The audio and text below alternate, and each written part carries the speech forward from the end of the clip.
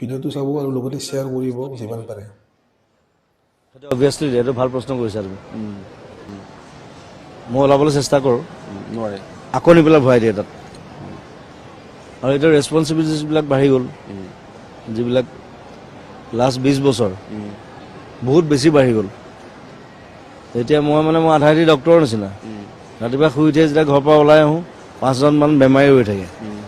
বেমাৰবোৰ ইমান ডাঙৰ ডাঙৰ বেমাৰ নাই, ডিষ্টাৰ্বিং সেইবোৰ হেল্প কৰিবলৈ মই মোৰ ওচৰত কমেও 100 কোটিমান টকা থাকিব লাগিব, তেতিয়া মই পাৰিম। কিন্তু মই গান গাই, কাম কৰি, চিনেমা কৰি, মিউজিক কৰি তথাপি মই যিমান পাৰোঁ হেল্প কৰোঁ। এতিয়া আমাৰ আয়ুসুন্দৰা, নেম কেয়াৰ, হায়াতো সোমাইছে, হেল্থ চিটি আছে, তেওঁলোকে হেল্প কৰে, সেইটো ক'বই লাগিব।